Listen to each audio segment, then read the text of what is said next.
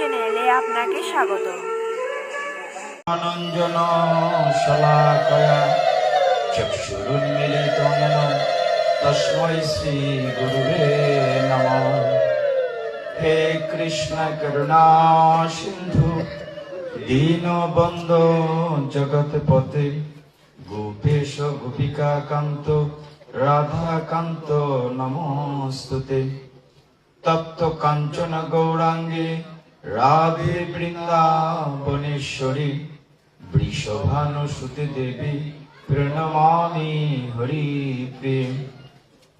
নম মহাবদান্যায় কৃষ্ণ প্রেম প্রদায়তে কৃষ্ণায় কৃষ্ণ চৈতন্য নাম্নে গৌরতীশে নমঃ। নারায়ণং নমস্কৃত্য নরং চৈব নরোত্তমং দেবীং সরস্বতীং ব্যাসং ততো জয়মুদীরয়েৎ। নমঃ বিষ্ণুপাদায় কৃষ্ণ প্রেষ্ঠায় ভূতলে শ্রীমতে ভক্তি বেদান্ত স্বামিনীতি নামিনে। নমস্তে সরস্বতী দেবী গৌরবাণী প্রচারিণী নির্বিশেষ শূন্যবাদী পাশ্চাত্য দেশ তারিণী। বাঞ্ছাকল্পতরুভ্যশ্চ কৃপা সিন্ধুভ্যেব চ পতিতানাং পাবনেভ্যো বৈষ্ণবেভ্যো নমো নমঃ। আমরা কৃপা করে হাত তুলি। জয় শ্রী কৃষ্ণ চৈতন্য প্রভু নিত্যানন্দ শ্রী অদ্বৈত গদাধর শিবাসাদি গৌর ভক্ত বৃন্দ। হরে কৃষ্ণ কৃষ্ণ কৃষ্ণ হরে হরে হরে রাম রাম রাম হরে হরে হরে তৎসৎ। আজকে চতুর্থ রজনীতে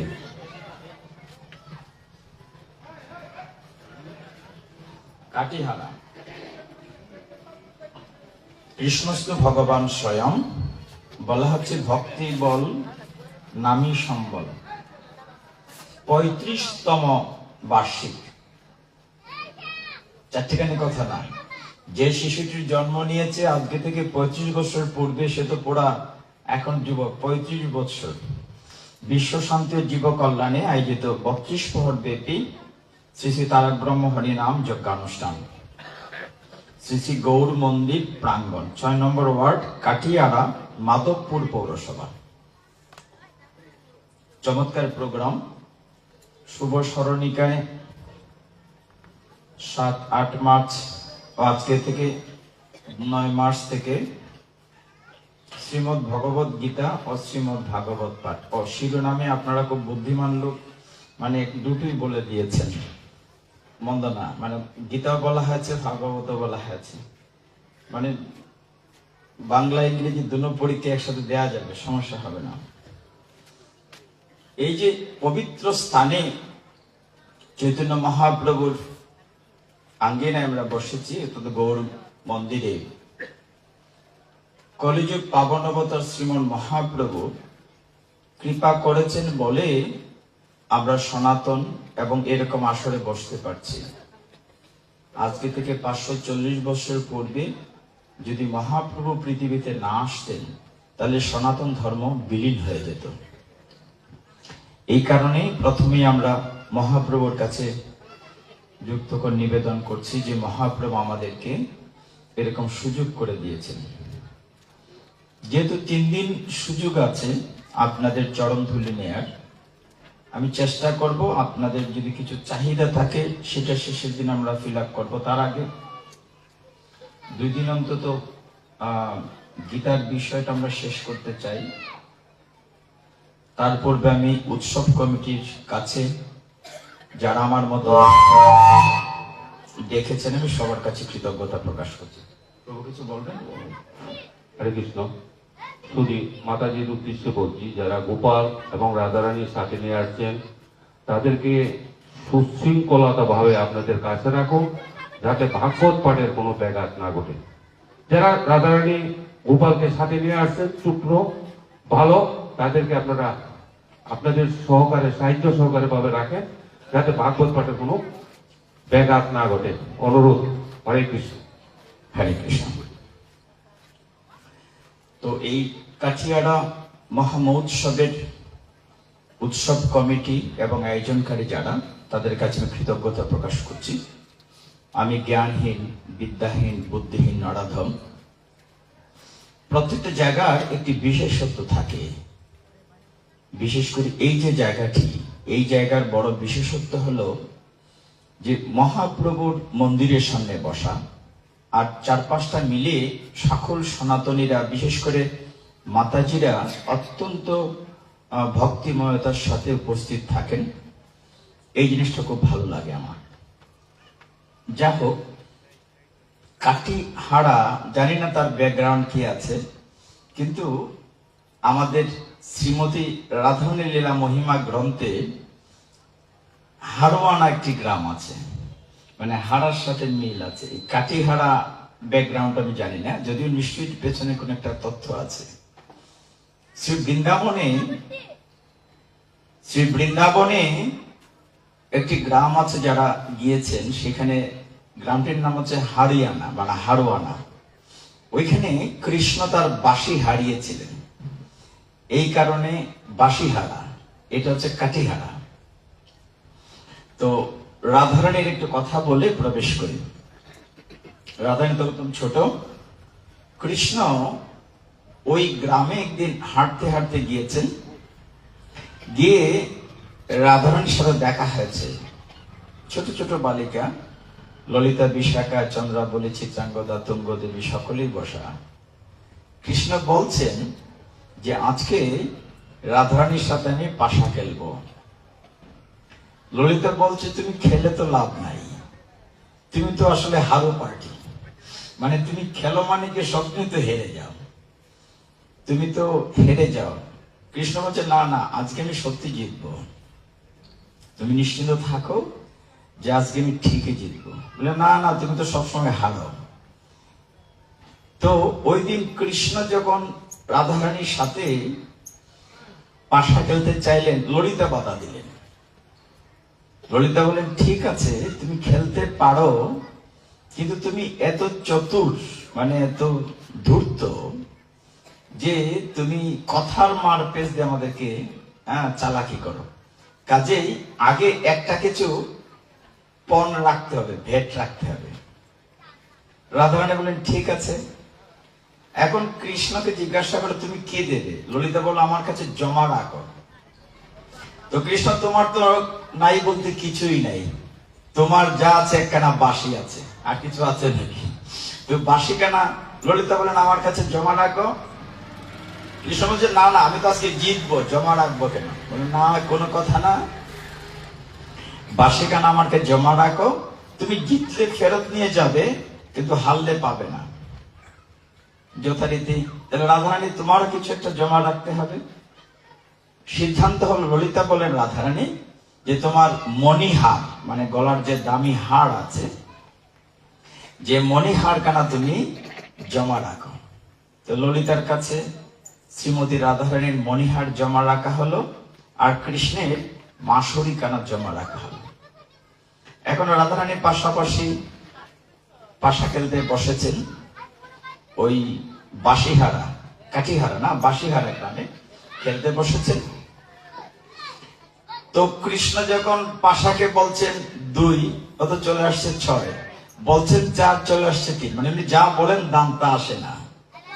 আর বারবার শ্রীমতীর দিকে তাকাচ্ছেন, রাধারানীর দিকে তাকাচ্ছেন।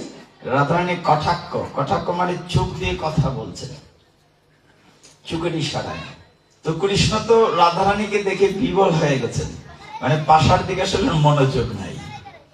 কিন্তু ললিতার কাছে কমপ্লেন করছে কৃষ্ণ উল্টো, যে দেখো, এই তোমরা তো কথা বলছো কেন শুরুতেই? হরি বল, হরি বল। বাবা, একটু পরে এসো, তোমরা যা পরে এসো। তো ললিতা বলছেন, হে কৃষ্ণ, তুমি খেলাতে মনোযোগী হও। বলে, মনোযোগী কি করে হব? দেখো না যে তোমার প্রিয় সখী রাধারানী আমার দিকে চুপ মারছে। বলে, রাধারানী যে তোমার দিকে চাচ্ছে। বলে, রাধারানীর তো দোষ, আমার দিকে চাচ্ছে কেন? বলে, রাধারানী যে তোমার দিকে চাচ্ছে, তুমি না চাইলে দেখো কি করে? আসলে তো তুমি চাইতেছো, মানে দোষটা উল্টো দিতে চাইছিলে যে না তোমার রাধারানী আমার দিকে বারবার আড়ে আড়ে তাকাচ্ছে বলে আমার খেলায় মনোযোগ নাই, আমি হেরে যাচ্ছি, আমার কথা শুনছে না পাশান। ললিতা বলছে রাধারানী তো কোনো দোষ নাই, তুমি রাধারানী তাকাও বলেই তো তোমার মনোযোগ নষ্ট হচ্ছে। কিছুক্ষণ পরে আরেকবার দান মারলো, হেরে গেল। তখন কৃষ্ণ আবার দোষাদোষি করছে, দেখো শ্রীমতী তুমি আমার দিকে আড়ে আড়ে তাকাচ্ছ, এখন তোমার দিকে তাকালে তো আমার মন বসে না, খেলায় উল্টো পাল্টা হয়ে যায়। শেষ পর্যন্ত কি হলো, কৃষ্ণ সত্যি সত্যি হেরে গেলেন, রাধারানী জিতে গেলেন। হেরে যাওয়ার পরে তিনি তো খুব চতুর, বাক চতুর, খুব সুন্দর করে কথা বলছেন, ললিতা আমার বাঁশিটা দিয়ে দাও, আমি চলে যাই। বলে তা তো দেয়া যাবে না, তোমার সাথে কন্ডিশন কি ছিল যে তুমি যদি হেরে যাও বাঁশি পাবে না, এটা তুমি ভেট রেখেছো। বলে না না, আমার মাঠে গরু আছে, বাঁশি বাজিয়ে গরুকে নিয়ে যেতে হবে। ললিতা খুব শক্তভাবে বলল যে তুমি যদি বাঁশি নিতে চাও তার পরিবর্তে একটা কিছু দিতে হবে, ওইটার বিনিময়ে কোনো মূল্য যদি দাও তাহলে তুমি বাঁশি ফেরত পাবে। কৃষ্ণ বললেন আমার তো দুটো জিনিস ছিল, একটা হচ্ছে বাঁশি, আরেকটা হচ্ছে আমার মন মানে হৃদয়। কিন্তু দুর্ভাগ্য কি জানো, বাঁশি তোমার কাছে জমা আছে আর মনটি তোমাদের প্রিয় তোমার রাধারানী চুরি করে নিয়েছে, এখন তোমাকে দেওয়ার মতো আমার কিচ্ছু নাই। তুমি একটা কাজ করো, শ্রীমতী রাধারানীর কাছে আমার মনটা জমা আছে, ওইটা তুমি নিয়ে নিও, বাঁশিটা দিয়ে দাও। এরকম অনেক অননয় বিনয়ের পরে যখন বাঁশি নিয়ে চলে গেলেন, সেই যাত্রা শ্রীমতী রাধালীলা মহিমা গ্রন্থে বলা হচ্ছে এরপর থেকে ওই গ্রামটির নাম হয়ে গেছিল বাঁশিহারা বা হারিয়ানার গ্রাম। তা আমরা বসে আছি কাঠিহারা গ্রামে, জানি না এখানে কোনো কাঠি কেলার কোনো কাঠি হারিয়েছিল কিনা, হতেও পারে হয়তো বা। যাই হোক, আমরা গীতায় প্রবেশ করব। একটা বিষয়ে আপনারা যথেষ্ট বুদ্ধিমানের মতো গীতা এবং ভাগবতকে এক জায়গায় লিখেছেন। বাস্তবতা হচ্ছে যে গীতা গ্রন্থটি একটা নিরস গ্রন্থ। কোন অর্থে? এটা তো দর্শন শাস্ত্র, কঠিন কঠিন শ্লোক, কিন্তু প্রকৃত অর্থে গীতাই হচ্ছে মূল ভিত্তি। একটু দেখুন তাহলে সহজ হয়ে যাবে। আমরা চেষ্টা করব গীতার সাথে ভাগবতকে সংযোগ করতে। তো আজকে প্রথম দিন, আমার দিক থেকে প্রথম দিন বিধায় গীতার প্রারম্ভিকা থেকে দু একটি কথা বলি। আপনার যে বিষয়টি সকলেই আলোচনা করেন, গীতা এবং ভাগবতের সংজ্ঞাটা যদি বুঝেন তাহলে সহজ হবে। সংজ্ঞা মানে ডেফিনেশন। গীতার সংজ্ঞায় শাস্ত্র বলছে গীতা সুগীতা কর্তব্য কিমন্বয় শাস্ত্র বিস্তর যা স্বয়ং পদ্মনাভস্য মুখ পদ্মাৎ বিনিশ্রিতা। অর্থাৎ পদ্মনাভ ভগবান শ্রীকৃষ্ণের মুখপদ্ম থেকে যা প্রকাশিত হয়েছে সেটি গীতা। আর ভাগবতের সংজ্ঞাতে বলা হয়েছে নিগম কল্পতরু রসগলিত ফলম, মানে ভাগবত নিগম মানে জ্ঞান, জ্ঞান বৃক্ষের একটি পাকনা ফল, সেটা হচ্ছে ভাগবত। গীতার বেলা বলা হচ্ছে তুমি এইটা করো, এইটা করো, এইটা করলে এই হবে, এইটা করলে সেই হবে। আর ভাগবতের বেলা হচ্ছে কিছুই করা লাগবে না, শ্রবণং মঙ্গলম, শুনলেই মঙ্গল। তো দুইটা দুই রকম হয়ে গেল, একটা একদম সহজ হয়ে গেল। কিন্তু গীতার ভিত্তি যদি না থাকে তাহলে আপনি ভাগবত আস্বাদন করতে পারবেন না। এখানে দুটো আমরা একসাথে রান করতে চেষ্টা করব। যে দেখুন, এমন একটি সংসার নামক যুদ্ধক্ষেত্রে বসে আছি আমরা সকলে কিন্তু সুখ চাই, শান্তি চাই। এই যে নাম যজ্ঞের আয়োজন করা হচ্ছে, ভক্ত সঙ্গ করা হচ্ছে, সবকিছুর মূল উদ্দেশ্যটা কি? আমরা একটু শান্তি চাই, সুখ চাই, নিরাপত্তা চাই, ভগবানের কৃপা লাভ চাই, জন্ম মৃত্যুর চক্র থেকে মুক্তি চাই, এইগুলোই তো মূল বিষয়। কিন্তু এই কঠিন সমুদ্র তট আমরা কিভাবে উত্তীর্ণ হতে পারি, এই কথাটি গীতার প্রারম্ভিকে মঙ্গলাচরণে আপনারা পড়েন। যে মঙ্গলাচরণ আপনারা জানেন সকলেই, ওম পার্থায় প্রতিপদিতাম, সকলের মুখস্থ আছে, আমি সময় নষ্ট করছি। এখানে যে বলা হচ্ছে যে ভাগবত নারায়ণ সায়াম, অষ্টাদশী 18টি অধ্যায়ে এই মঙ্গলাচরণের 4টা লাইন মাঝখান থেকে আলোচনা করে মঙ্গলাচরণ টাচ করা হলো, আমি গীতায় ঢুকবো। এখানে বলা হচ্ছে ভীষ্ম ধ্রুনতটা জয়দ্রুত জলা গান্ধার নীলুৎপলা। অর্থ কি? এমন একটি দুর্লঙ্গ নদীর তীরে আমরা বসে আছি, যার ভীষ্ম দ্রুণ তটা। ভীষ্মদেব আমরা সবাই চিনি, যিনি তার পিতার আশীর্বাদে অমর মানে স্বেচ্ছা মৃত্যুর পর পেয়েছিলেন, এবং দ্রোণাচার্য অস্ত্রগুরু, দুইজন হচ্ছে ওই নদীটার তট। ভীষ্ম দ্রোণ তটা গান্ধার নীলুৎফলা, ওই নদীটির মধ্যে গান্ধারী বলা হচ্ছে শতপুত্র নীল উৎপলা, মানে নীল কাঁটাযুক্ত পদ্ম ফুল ওই নদীর মধ্যে, যা আপনার গায়ে লাগলে নেমেও পার হতে পারবেন না। আপনি বিষাক্ত ওই কাঁটাযুক্ত পদ্ম ফুলে শতপুত্রের আঘাতে আপনি মরণ হয়ে যাবে। বলা হচ্ছে শৈল্য গ্রাহবতী কৃপেন বহনী কর্ণেন বেলাকোলা। ওই নদীটাতে শৈল্য আপনার জানেন যে একজন সেনাপতি কৌরব পক্ষের, তিনি হচ্ছেন বহনী মানে নদীর স্রোত, কৃপেন বহনী কৃপাচার্য, এবং কর্ণেন বেলাকোলা। কর্ণ হচ্ছে ওই নদীর বেলাভূমি। দেখবেন একটা নদীর পাড়ের নিচে কিছু জায়গায় চ্যাপ্টা থাকে, যেটাকে আমরা বলি বেলাভূমি। এই জায়গাটা হচ্ছে কর্ণ। অশ্বত্থামা বিকর্ণ গৌর মকরা দুর্যোধন বর্তিনী। বলা হচ্ছে অশ্বত্থামা দ্রোণাচার্যের ছেলে, তিনি হচ্ছেন, এবং বিকর্ণ হচ্ছে গৌর মকরা মানে মকর মাছ সমুদ্রের মধ্যে হাঁ করে আছে, যে সংসার সমুদ্রটা পার হওয়ার জন্য আজকে আমরা এখানে বসেছি। বলা হচ্ছে মঙ্গলাচরণে গীতা, যেখানে বড় বড় কুমিরের মতো আছে, কারা? তারা হচ্ছে অশ্বত্থামা বিকর্ণ গৌর মকরা দুর্যোধন বর্তিনী। আর দুর্যোধন হচ্ছে বর্তিনী মানে কুল্লা, ওই যে ডর, নদীর মধ্যে যে ডর থাকে টেনে নিচে নিয়ে যায়, দুর্যোধন হচ্ছে এরকম বর্তিনী। এখন এই নদীটা আমরা কিভাবে পার হব? দুর্লঙ্গ নদীটা পরের লাইনে বলা হচ্ছে সৌতীর্ণ কল পাণ্ডবই কৈবর্তকে কে সবে। সেই পাণ্ডবরা মানে আমরা সেই নদী অতিক্রম করতে পারবো যদি ওই নদীর নৌকার মাঝি স্বয়ং কেশব হন। হরি বল। মানে সেই নদীটা আমরা পার হতে পারবো যদি ওই নদীর নৌকার মাঝি হন স্বয়ং কেশব। উত্তীর্ণ, সেই পার হতে পারবে, উত্তীর্ণ হতে পারবে। সৌতীর্ণ কল পাণ্ডবই কৈবর্তকে কেশবে। কেশব যদি আপনার নদীর নৌকার মাঝি হন। তাহলে আমাদের মঙ্গলাচরণ থেকে কি পেলাম? যে আমরা এই দুর্লঙ্গ নদীটা এত বিপদ, এটা উত্তীর্ণ হতে পারবো যদি ওই নদীর নৌকার মাঝি আমি কেশবকে করতে পারি। এখন দেখুন, এই যে জায়গাটিতে যুদ্ধ হচ্ছে, এই জায়গাটি আমরা সবাই কম বেশি চিনি। আজকে একটু সূচনায় বলি, আমরা এখানে অনেকেই কুরুক্ষেত্র গিয়েছেন, ভারতের হরিয়ানাতে। এই কারণে গীতার প্রথম শ্লোকটি অন্ধরাজের ধৃতরাষ্ট্র ওই জায়গাটি সম্পর্কে কথা বলেই গীতা শুরু করেছেন। ধর্মক্ষেত্রে কুরুক্ষেত্রে। কেন এটা ধর্মক্ষেত্র বলা হয়েছে, কুরুক্ষেত্র কেন বলা হয়েছে? দেখুন কি অদ্ভুত এই ভারতবর্ষ।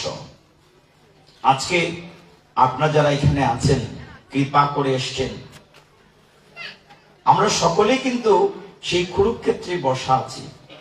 গত আমি 2 দিন এসেছিলাম আপনাদের কাছে জগদীশপুর, সেখানে বলেছি কথাটি যে আপনাকে গীতা সহজে বুঝার উপায় হলো বুঝতে হবে, ভাবতে হবে যে আমরা সকলেই কুরুক্ষেত্রে আছি এই মুহূর্তে, এবং আমরা সকলেই অর্জুন। তাহলে গীতাটা বুঝতে সহজ হবে। এখন মাতাজিরা হয়তো প্রতিবাদ করবেন যে অর্জুন তো পুরুষ ছিল, আমরা কি করে অর্জুন হই? কিন্তু শাস্ত্র বলছে নারী এবং পুরুষ বলে আলাদা কিছু নাই। আমরা সকলেই প্রকৃতি, একমাত্র পুরুষ পুরুষোত্তম অনাদিরাদি গোবিন্দ। আমাদের দেহগত গঠন ভিন্ন হতে পারে। তাহলে কুরুক্ষেত্র জায়গাটাকে ধর্মক্ষেত্র কেন বলা হচ্ছে, একটু 2 মিনিটে বলে বুঝতে পারবেন। আপনারা জানেন যে এটি পেছন থেকে আসি কেন, আমি চেষ্টা করি তথ্যাদি সহ কথা বলতে। আপনার দুষ্মন্ত শকুন্তলার নাম শুনেছেন। রাজা দুষ্মন্ত শকুন্তলার যে সন্তান ভরত, যার নামে কারণে অর্জুনকে কখনো কখনো কৃষ্ণ সম্বোধন করেছেন হে ভারত, মানে ভরতের বংশধর বলে। ভরতের অধস্তন পুরুষ দুষ্মন্ত শকুন্তলার সন্তান ভরত, তাদের অধস্তন পুরুষ একজন মহারাজা ছিলেন, তার নাম ছিল হস্তি। কি বলেছে রাজার নাম? হস্তি। রাজা ভরতের বংশধর রাজা হস্তি, তিনি যে রাজ্য স্থাপন করেছিলেন তার নাম অনুসারে হচ্ছে হস্তিনাপুর। সেই রাজা হস্তির আরো পরে চতুর্থ অধস্তন পুরুষ ছিলেন রাজা কুরু, মানে হস্তি রাজার 4th জেনারেশন রাজা কুরু। রাজা কুরুর নামে তিনি অনেক তপস্যা করেছিলেন এই জায়গাটিতে, এই মাঠটিতে। এই কারণে এই জায়গাটার নাম ছিল কুরু জঙ্গাল বা কুরু জঞ্জাল। পরবর্তীতে এই জায়গাটার নাম হয় কুরুক্ষেত্র। সেই রাজা কুরুর 7ম অধস্তন পুরুষ, 7 সিঁড়ি পরে একজন মহারাজা ছিলেন, তার নাম ছিল প্রতীপ, রাজা প্রতীপ। রাজা প্রতীপের ছেলে শান্তনু। এরপর থেকে আপনারা জানেন, মানে শান্তনু থেকে ইতিহাসটা জানেন। রাজা শান্তনু কেন মহাভারতে যেতে হচ্ছে আমাদেরকে, কারণ এই গীতা গ্রন্থটি মূলত মহাভারতের একটা অংশ। এখন যদি আপনাকে জিজ্ঞাসা করে আপনার পরিচয় কি, আপনি নাম বললেন হবে না, আপনার বাবার নাম বলতে হবে, মার নাম বলতে হবে, ঠিকানা বলতে হবে, তাহলে এটা পরিচয় হবে। কাজে গীতা আলোচনা করলে আপনি যখন একটু মহাভারত টাচ করবেন সহজে বুঝতে পারবেন। মহারাজ শান্তনু বিশাল রাজ্যের, হস্তিনাপুর রাজধানী, বিশাল রাজ্যের রাজা। তিনি আপনারা জানেন যে একদিন নদীর তীর দিয়ে হাঁটছেন, হাঁটতে হাঁটতে খুব সুন্দর এক রমণীর সাথে দেখা হলো। দেখে তিনি শান্তনু চিন্তা করলেন যে আমি তোমাকে বিয়ে করবো, বিয়ে করতে চাই। বিরাট রাজ্যের রাজা, কথা বলার মতো কেউ নেই। এই রমণী শর্ত দিলেন, আমি তোমার সাথে বিয়ে করতে রাজি আছি, আমার শর্ত আছে। কি শর্ত? যে আমার পরিচয় জানবে না, আমার কোনো কাজে বাধা দিতে পারবে না, যদিও আমার কাজে বাধা দাও আমি চলে যাব। রাজা শান্তনু এতটাই প্রেমে বিহবল ছিলেন, এই মহিষীর, তিনি ছিলেন গঙ্গা। আপনারা জানেন ঘটনাটি, একটু পেছন থেকে আসছি তাহলে গীতাটা সহজ হবে। গঙ্গাকে দেখে রাজা শান্তনু এতটাই বিমোহিত হলেন, ঠিক আছে তোমার শর্ত মানলাম, ঘরে চলো। এখন আরেকটু পিছনে যাই। দেবরাজ্যে 8 জন বসু ছিলেন। বসু মানে উপদেবতা বা দেবতাই মনে করেন। সেখানে ওই ভগবান রামচন্দ্রের লীলায় দেখেছেন না যে সীতা একটা হরিণ দেখে পছন্দ করেছেন, হরিণটাকে ধরো, মায়া হরিণ।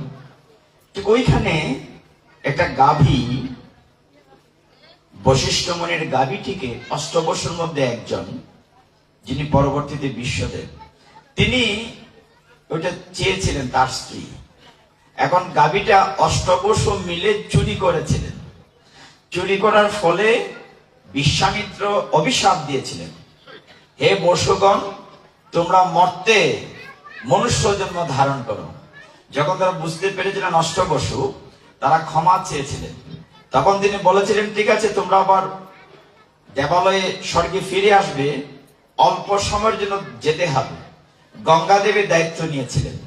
আর যিনি মূল চুরি করেছিলেন যে কাজটি, বলছে না সে সহজে আসবে না, সে দীর্ঘদিন কষ্ট ভোগ করে আসবে মুনির অভিশাপে। সেই অষ্টবসুই সেই রাজার 8 জন সন্তান। আমরা এই জায়গাটা ক্লিয়ার করলাম কেন? যখন রাজা শান্তনু গঙ্গা দেবীকে বিয়ে করে ঘরে নিলেন, মহানন্দের দিন চলছে। যথাসময়ে একটি সুন্দর ফুটফুটে বাচ্চা হলো, তিনি জলে ভাসিয়ে দিলেন। শর্ত ছিল আমার কোনো কাজে বাধা দেয়া যাবে না। রাজা দেখছেন 1 2 3 এই করে করে 7টি সন্তান জন্মের পরেই জলে ফেলে দিচ্ছে গঙ্গা দেবী।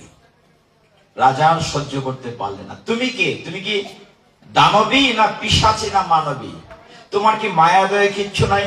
সদ্য প্রস্ফুটিত বাচ্চা একটা ফুলের মতো তুমি জন্মের পরেই জলে ফেলে দিচ্ছ। গঙ্গা দেবী বললেন, আমি চললাম। চললাম কেন? তোমার সাথে শর্ত ছিল যে আমার কোনো কাজে তুমি বাধা দেবে না। তখন রাজা বললেন যে তুমি যে কাজটি করছো আমার তো বংশই থাকবে না, সব সন্তান ফেলে দিচ্ছ। ঠিক আছে, চলে যাচ্ছি, শুনলাম তোমার কথা। এই 8ম সন্তানটির নাম হচ্ছে দেবব্রত। আমি সন্তানটিকে নিয়ে যাচ্ছি, পূর্ণ বয়স্ক এবং প্রশিক্ষণ দেওয়ার পরে ফেরত দেব। দেবব্রতকে নিয়ে গেলেন। দেবব্রতকে নিয়ে গঙ্গা দেবী চলে গেলেন। এদিকে শান্তনুর মন খারাপ। কিছুদিন পরে দেবব্রতকে ফিরে দিলেন বটে, কিন্তু রাজা তো রানী নাই। দেখেন কি অদ্ভুত ব্যাপার। এখানে যারা পিতামাতা আছেন উপযুক্ত সন্তানের জন্য মেয়ে দেখতে যান, মানে বাবা যান ছেলের জন্য মেয়ে দেখতে, আর এক্ষেত্রে ছেলে যাবেন বাবার জন্য মেয়ে দেখতে। উল্টো হয়ে গেল না? ওইটার পিছনের কথাটা আপনারা জানেন। এই জায়গাটা একটু পরিষ্কার করি। আজকে প্রথম দিন দুটো চরিত্র আছে আমাদের গীতা বা মহাভারতে। একটি চরিত্র শ্রদ্ধার সাথে আমরা স্মরণ করি আসনে বসলেই, তিনি হচ্ছেন বেদব্যাস। আরেকটি চরিত্র পরাক্রমশালী বীর কিন্তু ট্র্যাজিক হিরো, দুঃখের নায়ক, কর্ণ। সারাটা জীবন তার কষ্টে কেটেছে, মানসিক যন্ত্রণায়। তার প্রকৃত পিতাকে মাতাকে কতবার লাঞ্ছিত অপমানিত হয়েছে সুতপুত্র বলে। দুটো চরিত্রই শ্রদ্ধালু, কিন্তু একটি নিঃসংকোচে আমরা তাকে স্মরণ করে, বেদব্যাসকে স্মরণ করে বেশ আসনে বসি। আরেকটি চরিত্র কর্ণ। দুটো একরকম কেন? যে দুটি সন্তানই পৃথিবীতে এসছে কুমারী মাতার গর্ভে। আপনারা সকলেই জানেন কুন্তী দেবী দীর্ঘদিন তপস্যার পরে দুর্বাসা মুনির কাছ থেকে আশীর্বাদ পেয়েছিলেন, তিনি যাকে ডাকবেন তাকেই পাবেন। তখন কুমারী বয়সে চঞ্চলা, বয়স কম, তিনি যে মুনিবরের এই মন্ত্রটি সঠিক আছে কিনা টেস্ট করার জন্য সূর্যদেবকে ডেকেছিলেন। তো সাথে সাথে সূর্যদেব সামনে চলে এসেছিলেন। না না, আমার তো বিয়ে হয় না, তুমি চলে। না, আমি যাব না, তুমি যেহেতু ডেকেছো। সেই সূর্যের প্রসাদ কর্ণ, এবং জন্মের সময়ই কর্ণের দেহে একটি কবচ, মানে বুকের মধ্যে মনে একটা শিল্ড, তারপরে কুণ্ডল, কবচ কুণ্ডল নিয়ে, রক্ষা কবচ কুণ্ডল নিয়ে কর্ণ জন্মেছিলেন। সূর্যের প্রসাদ। সমাজের বয়ে, লোকলজ্জার বয়ে কুন্তী দেবী কর্ণকে জলে ভাসিয়ে দিয়েছিলেন, যেহেতু কুমারী মাতা। ঠিক উল্টোটা, বেদব্যাস ও কুমারী মাতার সন্তান। আপনারা জানেন যে দাস রাজা বা মৎস্য দিবর, যদি বলি দিবর রাজের পালিতা কন্যা মৎস্যগন্ধা। পেটের পিছনে এক লম্বা কাহিনী। মাছের ঘরে জন্ম হয়েছিল, সারা গায়ে মাছের দুর্গন্ধ। তো সেই মৎস্যগন্ধা যখন বিবাহযোগ্য হলেন, তিনি তখন তার পিতার কাছে প্রার্থনা করতেন, আমার জীবনটা কি করে ঘুরবে। তখন তার বাবা দিবররাজ, দাস রাজা বলছিলেন, যাও মা, প্রতিদিন ভোরবেলা যমুনাতে মুনি ঋষিরা স্নান করতে আসেন, হয়তো তোমার জীবন বদলে যেতে পারে মহতের পরশে। বাবার কথায় মৎস্যগন্ধা প্রতিদিন যমুনায় যান। একদিন ভোরবেলা দেখেন সুটাম দেহ, অনেক দীর্ঘকায়। তাকে প্রণাম করেছেন, মনে মনে প্রণাম করেছেন, সাথে সাথে তার দেহ পরিবর্তন হয়েছে। মৎস্যগন্ধার দেহ থেকে মাছের গন্ধ নাই, তখন নাম হয়েছে পদ্মগন্ধা বা যুজন গন্ধা। গা থেকে পদ্ম ফুলের ঘ্রাণ বেরোচ্ছে, বা যুজন, অনেক দূর থেকে সেই সুঘ্রাণ পাচ্ছেন। মেয়েটা সুন্দরী হয়েছে। এই মুনির নাম হচ্ছে পরাশর মুনি, দীর্ঘকায়। পরাশর মুনি থেকে তখন মৎস্যগন্ধা বলছিলেন, হে মুনিবর,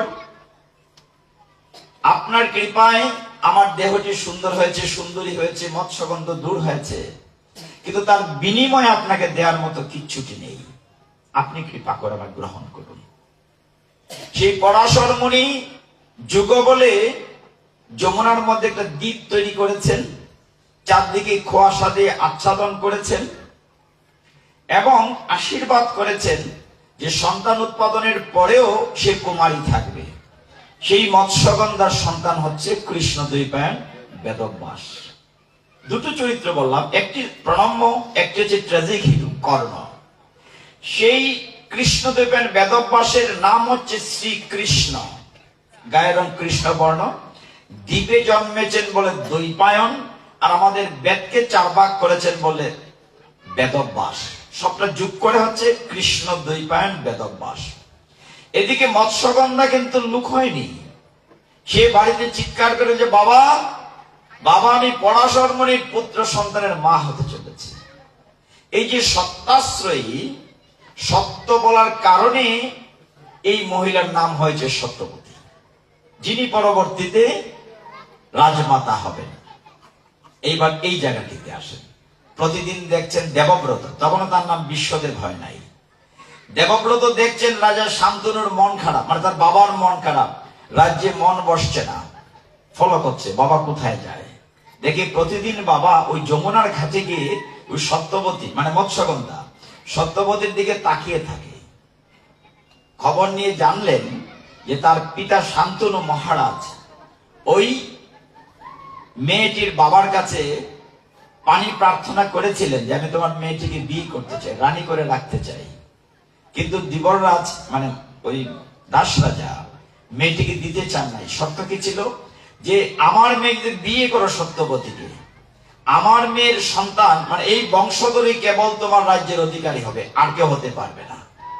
কিন্তু তোমার আগের তর্পের গঙ্গার এক ছেলে আছে, অতএব সে যদি তোমার মানে এই সম্পত্তিতে ভাগ বাটোয়ারা চায়, এটা চিন্তা করে রাজার মনে দুঃখটা ছিল। দেবব্রতকে কি করে ফেলবেন? যখন দেবব্রত সব জানলেন, তিনি কি করলেন?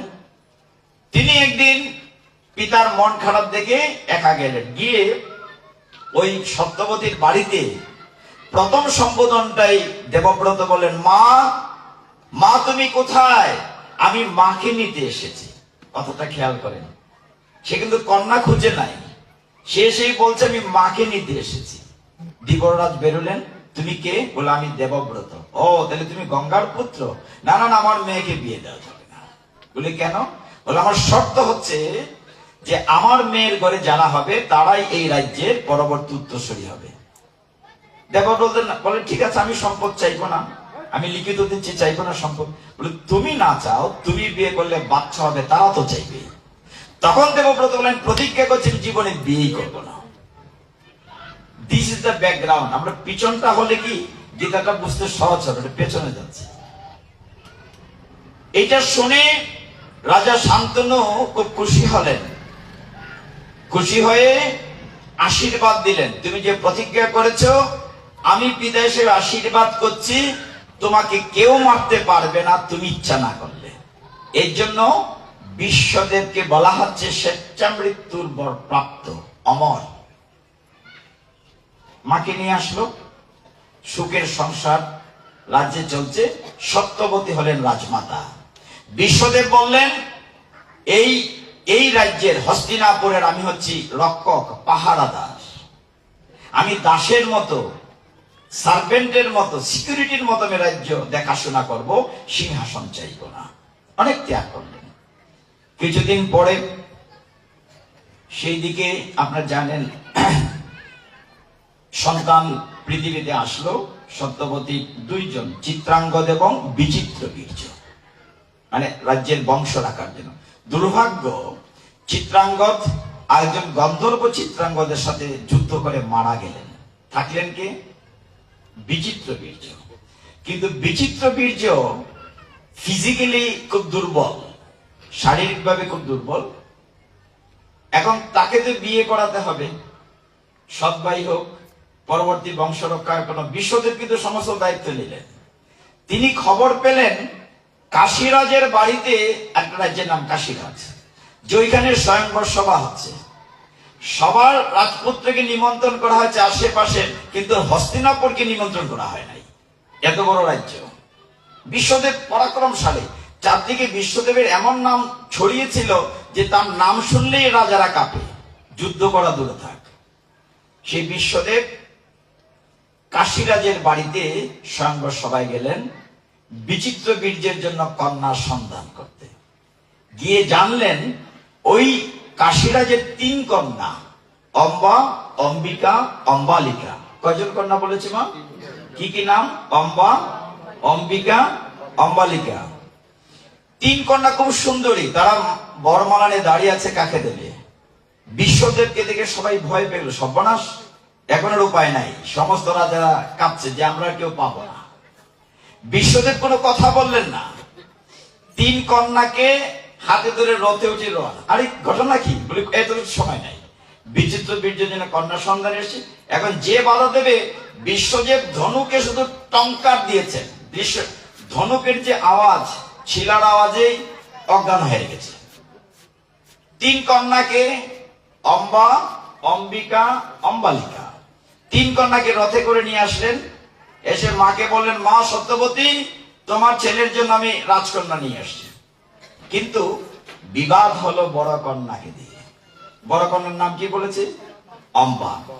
তিনি বললেন, আমার তো আপনাদের এখানে বিয়ে হবে না। বলে কেন?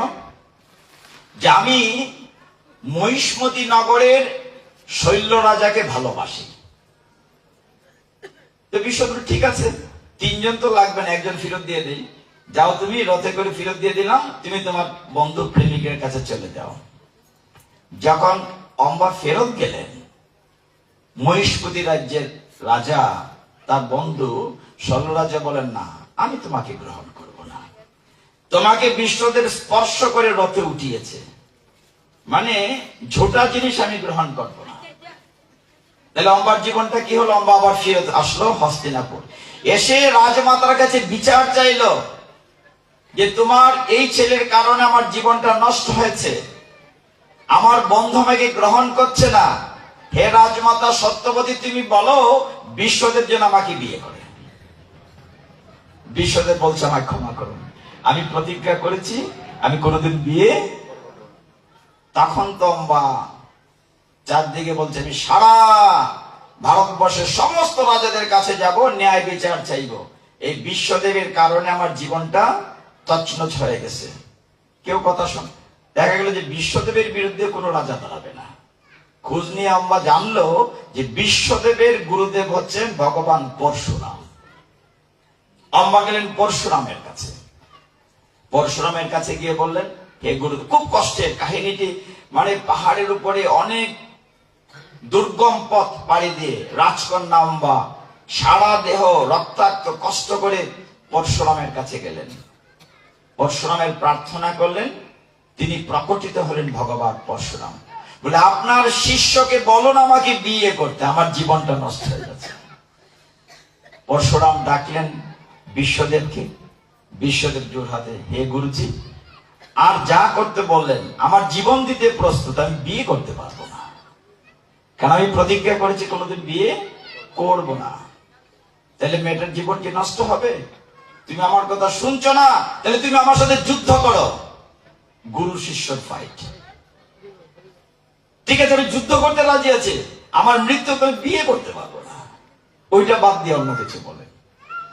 ভগবান পরশুরামের সাথে বিশ্বদেবের 1 দিন 2 দিন না, 24 দিন যুদ্ধ হলো। যুদ্ধে কিন্তু বিশ্বদেব জিতলেন, পরশুরাম হেরে গেলেন, বিয়ে করলেন না। পরশুরাম অদৃশ্য হয়ে যাওয়ার আগে বললেন যে আমি তোমার সমাধান দিতে পারলাম না। হে অম্বা, তুমি একটা কাজ করো, কৈলাসে যাও, আশুতোষ ভগবান শিব ঠাকুর যদি তোমার কোন সমাধান দেয়। বিশ্বদেব চলে আসলেন রাজ্যে। ওইদিকে অম্বা নিজের জীবনটাকে এমন ভাবে কষ্টের ভিতরে মধ্যে জিত গেল, হে বিশ্বদেব, তুমি আমাকে বিয়ে করোনি, আমিও তোমাকে শান্তিতে থাকতে দেব না, তোমার মৃত্যুর কারণ হব আমি।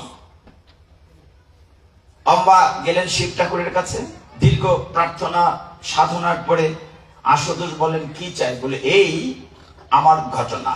বলে, তুমি এই জন্মে পারবে না, পরের জন্মে তুমি যদি আসো আরেকবার, পরের জন্মে তুমি ধ্রুপদ রাজার কন্যা হয়ে, কন্যাও ঠিক না, পুরুষ মহিলা যাই বলেন একাত্রে, তুমি শিখণ্ডী রূপে আসবে, এসে তুমি একমাত্র বিশ্বদেবের মৃত্যু বলে তাতেও রাজি আছি। পরের জন্মে হইলে আমি বিশ্বদেবকে ছাড়বো না, ওর কারণে আমার জীবনটাই নষ্ট হয়েছে। শিব ঠাকুরের আশীর্বাদে অগ্নি সমাধি নিলেন সাধিকা অম্বা, তিনি দেহ রাখলেন এবং পরের ঘটনা আপনারা এখন দেখেন। অদ্ভুত ব্যাপার। এইদিকে বিচিত্র বীর্য বিয়ে করলেন দুইজন কন্যাকে। কারা কারা? অম্বিকা আর অম্বালিকা, নিঃসন্তান। কেন? বিচিত্র বীর্য, আমি আগেই বলেছি দৈহিকভাবে অসমর্থ। তখনকার সময়ে একটা নিয়ম ছিল নিয়োগ প্রথা। নিয়োগ প্রথার মাধ্যমে সন্তান উৎপাদন করা হতো। সত্যবতী দেখলেন রাজমাতা তার বংশ রক্ষা হচ্ছে না, বিশ্বদেব তুমি একটা কাজ করো, তুমি সন্তান উৎপাদনে সহযোগিতা করো। বিশ্বদেব বলেন মা আমায় ক্ষমা করো। আর ওই যে দ্বীপে আরেকটা সন্তান সত্যবতীর বিয়ের আগে ছিলেন বেদব্যাস, তিনি বলেছিলেন মা আমি যাব না রাজবাড়িতে, আমি এখানে তপস্যা করব, যখন তোমার কোনো প্রয়োজন পড়ে আমার সাহায্য নিয়ে আমাকে ডাকো। বিশ্বদেব গেলেন ওই বেদব্যাসের কাছে, তাই চলো তোমার এখন প্রয়োজন পড়েছে, মা ডেকেছে। দীর্ঘদিন বনে তপস্যা করে জটাজুটোধারী কৃষ্ণদেবের বেদব্যাস, মানে ভয়ঙ্কর চেহারা, গায়ে অদ্ভুত রকম তপস্যা, তিনি যখন আসলেন রাজবাড়িতে, মা তুমি আমায় ডেকেছো? সত্যবতীকে বলছে হ্যাঁ তোমাকে দেখেছি, আমার রাজ পরিবার বংশহীন হয়ে যাচ্ছে, সহযোগিতা চাই। তখন দুই রাজমাতা সদ্য বিধবা, বিচিত্র বীর্য নাই, বলেন যে ওদেরকে সহযোগিতা করতে হবে। অম্বিকা মানে বড় রাজ রানী মা আদেশ দিলেন যে তুমি বেদব্যাসের সেবা করো। বেদব্যাস বেরিয়ে এসে বললেন, মা জিজ্ঞাসা করলেন কেমন রাজপুত্র হবে? বলে মা সত্য কথা বলতে খুব শক্তিশালী যোদ্ধা হবে, সাহসী হবে, কিন্তু আমার এই ভয়ঙ্কর রূপ দেখে তোমার বৌমা ভয়ে চোখ মুছে ফেলেছিল, এই জন্য তোমার যে সন্তান আসবে পৃথিবীতে অম্বিকার গর্ভে, সে হবে জন্মান্ধ। ভয় পেয়ে চোখ মুছে ফেলেছিল। সত্যবতী অনুরোধ করলেন বাবা আমার তো আরেকটা বৌমা আছে, তুমি তার সেবা গ্রহণ করো। অম্বালিকার ঠিক আছে মা। অম্বালিকার সেবার পরে যখন বেরিয়ে আসলেন, জিজ্ঞাসা করা হলো, বলে মা খুব সুন্দর চমৎকার রাজপুত্র হবে, কিন্তু তার গায়ের বর্ণ হবে পাণ্ডু বর্ণ, হবে পাণ্ডু। কেন? বলে আমাকে দেখে তোমার এই বোমা ভয় পেয়ে এমন অবস্থা হয়েছে, সারা শরীর হলুদ আবা হয়ে গেছে। তুমি কি আরেকবার চেষ্টা করতে পারো? দেখেন কি দুর্ভাগ্য, রাজ মহিষীরা রাজি হলেন না, কিন্তু আবার শাশুড়িকে নাও করতে পারলেন না। অম্বিকা অম্বালিকা চতুরামি করে একজন দাসীকে দিয়ে দিলেন বেদব্যাসের সেবা করার জন্য। এইবার যখন বেরিয়ে আসলেন, মা জিজ্ঞাসা করলেন, মা কিন্তু জানেন না, বলছেন মা এইবার এমন জ্ঞানী বুদ্ধিমান একটি সন্তান হবে, কিন্তু আমার ধারণা যে আমার সেবা করেছে সে আপনাদের রানী না, একজন দাসী, অত্যন্ত শ্রদ্ধার সাথে আমাকে সেবা করেছে। এই ছেলেটি হয়েছে বুদ্ধিমান বিদুর। তাহলে ধৃতরাষ্ট্র, পাণ্ডু এবং বিদুর কৃষ্ণদেবের বেদব্যাসের ঔরসজাত। এই ধৃতরাষ্ট্র জন্মান্ধ যখন পূর্ণ হলো, রাজাকে হবে, সে তো বড় ভাই, সে রাজা হবে স্বাভাবিক নিয়মে। বলেন না, বিদুর বাধা দিলেন, দেহে বিন্দুমাত্র খুঁত থাকলে রাজা হতে পারবে না, সে তো জন্মান্ধ। তাহলে কে হবে? যে পাণ্ডু হবে, তো পাণ্ডু রাজা হবে। দুর্ভাগ্য হলো সে রাজা হতে হতে গিয়ে হতে পারল না। আপনারা জানেন সেই কাহিনীটি। এক পর্যায়ে ভারপ্রাপ্ত, ধৃতরাষ্ট্র কিন্তু রাজা না, আমরা যে বলি হেড টিচার ইনচার্জ, প্রধান শিক্ষক, ভারপ্রাপ্ত প্রধান শিক্ষক। এই কারণে তার ছেলে কিন্তু রাজপুত্র না, রাজ্যাভিষেক দুর্যোধনের হয় নাই, কিন্তু রাজা নিজেই তো পূর্ণ রাজা না, ভারপ্রাপ্ত রাজা। সেই পাণ্ডু, আমরা যদি মনে করি, আমাদের ভাষায় বলি যে হানিমুন করতে বনে গিয়েছেন দুই স্ত্রীকে নিয়ে। আপনারা জানেন কুন্তি এবং মাদ্রি। দুর্ভাগ্য হলো তিনি যখন গেলেন, কিন্তু আবার ওই হরিণের কাহিনী। ছোট রানী দেখলেন একটা সুন্দর হরিণ আরেকটা হরিণের সাথে খেলা করছে, দৌড়ে গিয়ে তীর মারলেন, দেখা গেল আসলে এটা হরিণ না, কিন্দম ঋষি। কি ঋষি? কিন্দম ঋষি তার স্ত্রীর সাথে সময় কাটাচ্ছিলেন।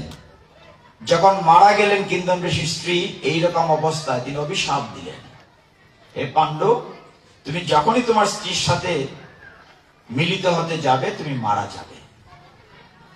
ভয়ে হানিমুনে গেলেন বটে, কিন্তু সঙ্গ দিতে পারলেন না।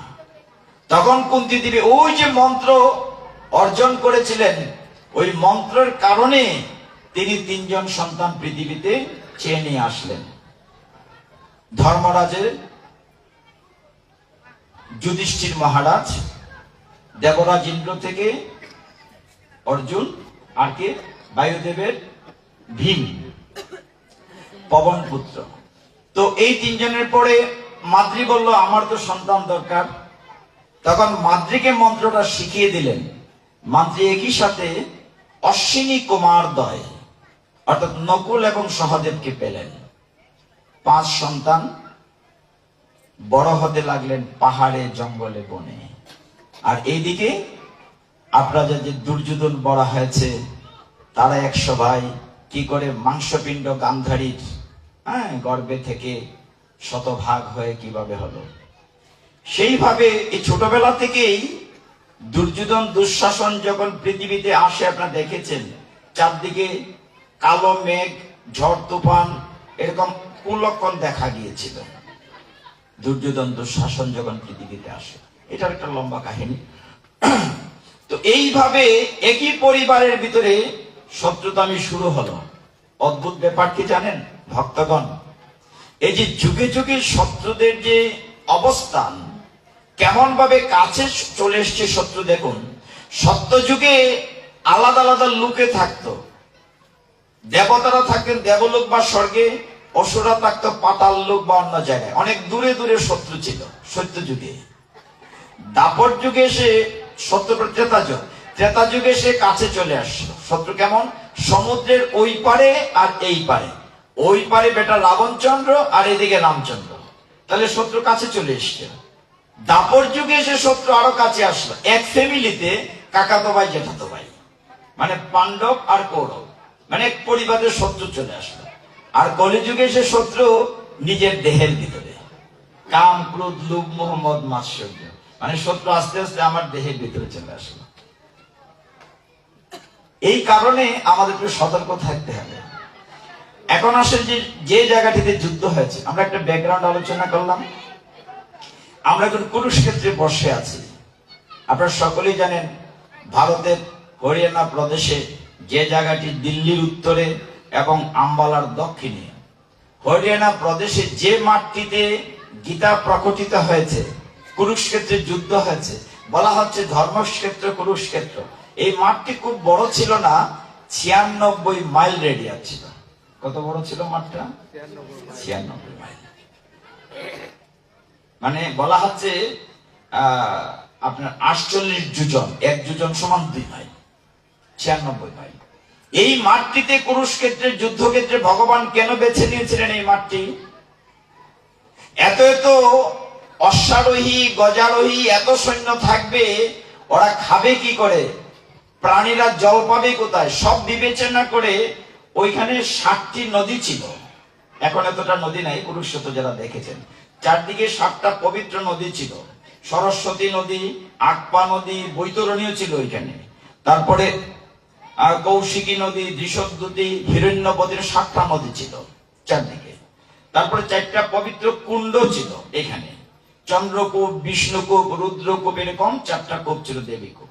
এখানে পবিত্র 7টা বন ছিল যেখানে মুনি ঋষিরা তপস্যা করতেন। কাম্যবন, আদিত্যবন, ব্যাসবন, ফলকী বন, সূর্যবন, মধুবন, এরকম করে শীতবন, 7টি বন ছিল। এই জায়গাটিতে এত পবিত্র, এইখানে একটা ভদ্রকালীর মন্দির ছিল, আপনাদের মনে আছে দাপর যুগে ভগবান কৃষ্ণের মাথার চুল যখন ফেলা হয়, অনেক বাচ্চারা আমরা মানসা করি যে চুল ভগবানের মন্দিরে দেব, ওইখানে চুল দেয়া হয়েছিল ভদ্রকালীর মন্দিরে।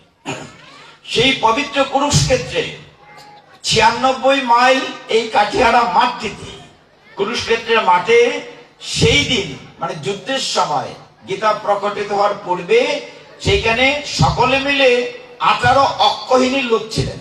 18 অক্ষহিনী হয়তো আমরা বুঝি না, আমাদের ভাষায় যদি বলি 39,25,620 জন ছিলেন। কতজন মানুষ ছিলেন? 39,25,620 জন।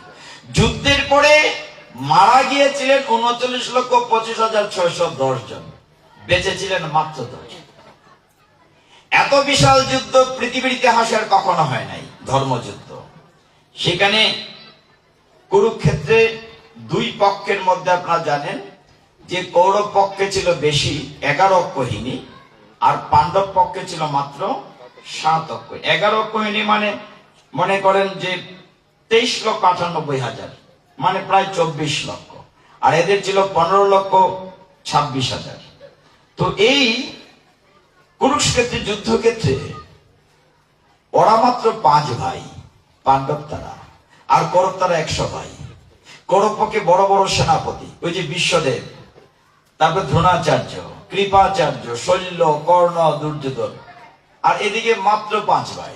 কিন্তু যুদ্ধের পরে জিতেছে কারা? 5 ভাই। কেন জিতেছে? সাথে কে ছিলেন? কৃষ্ণ। এইবার গীতায় আসেন।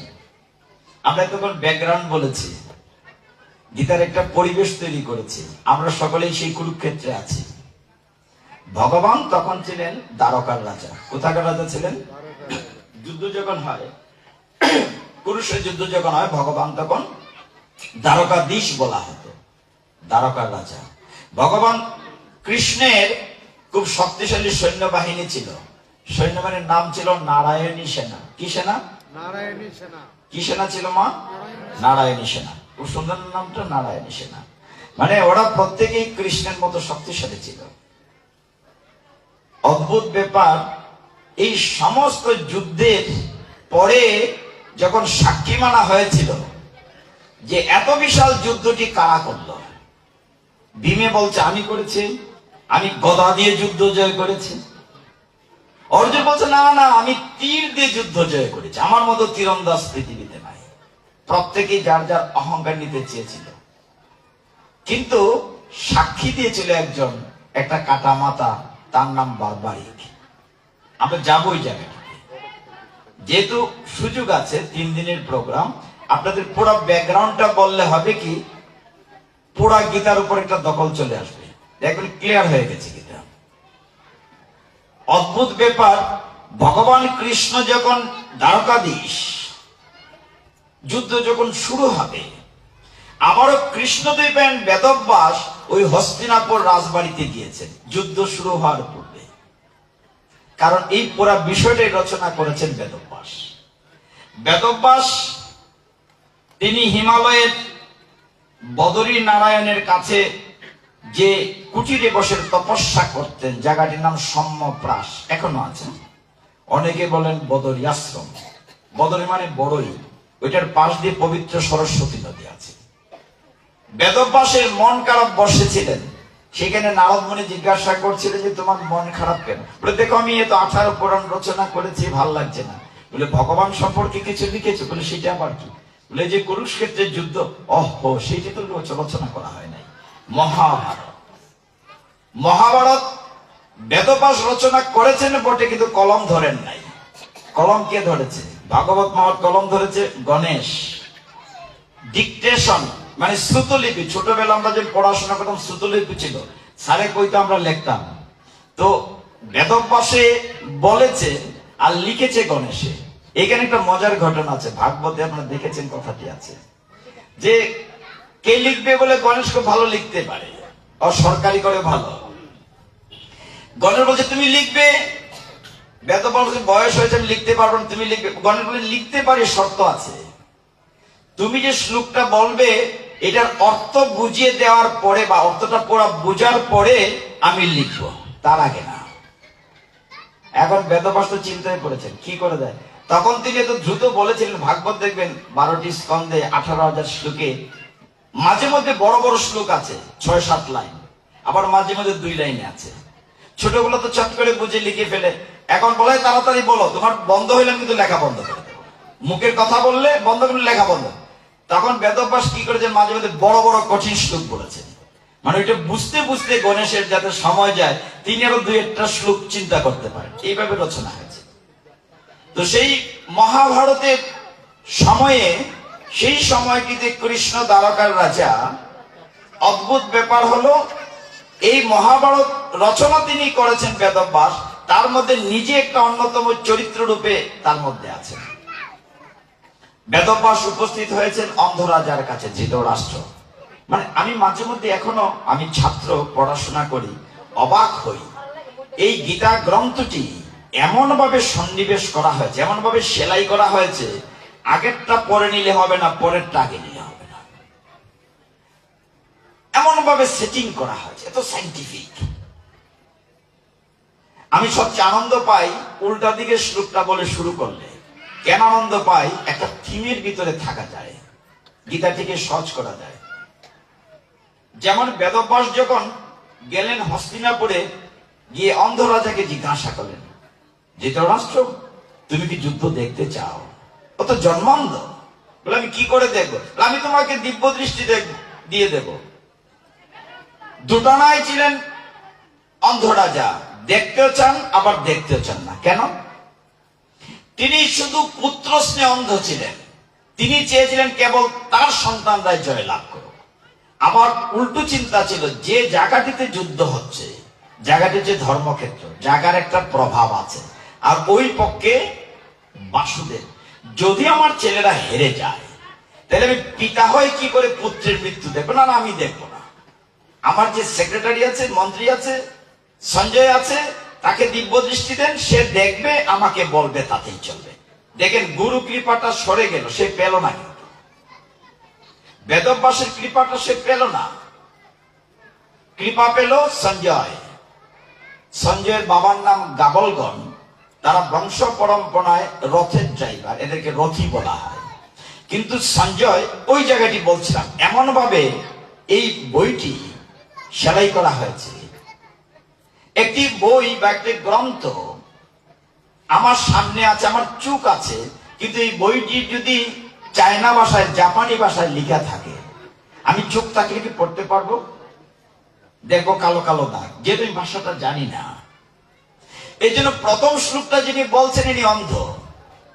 ধর্মক্ষেত্রে কুরুক্ষেত্রে সমবেতায়োৎসবঃ মামকা পাণ্ডবশ্চৈব কিম কুর্বত সঞ্জয়। প্রথম শ্লোকটা বলেছেন অন্ধ রাজা। মানে আমি যখন গীতায় ঢুকলাম, এই সম্পর্কে আমি কিচ্ছু জানি না, I am like a blind man. কিন্তু যখন গীতা শেষ করে বেরিয়ে যাব, শেষের শ্লোকটা বলেছেন সঞ্জয়, তার মানে আমি তখন জ্ঞানী সঞ্জয়। আমি যখন গীতায় ঢুকছি, আমি অন্ধ রাজা ধৃতরাষ্ট্র, আমার জ্ঞান নাই, গীতা সম্পর্কে আমি জানি না, কিন্তু আমি যখন বেরিয়ে যাব, তখন আমি হয়ে যাব সঞ্জয়। কি অদ্ভুত ভাবে গীতাটি সন্নিবেশ করা আছে। সঞ্জয়কে দিব্য দৃষ্টি দেওয়া হলো কৃষ্ণদেবায়ন বেদব্যাসের কৃপায়। সঞ্জয় হস্তিনাপুরে বসে বহু দূরের কুরুক্ষেত্রের যুদ্ধ দেখলো আর রাজাকে বলল। এই কারণে প্রথম অধ্যায়ে কৃষ্ণের কোনো কথা নাই, সঞ্জয় বিবরণ দিচ্ছে কি হচ্ছে না হচ্ছে।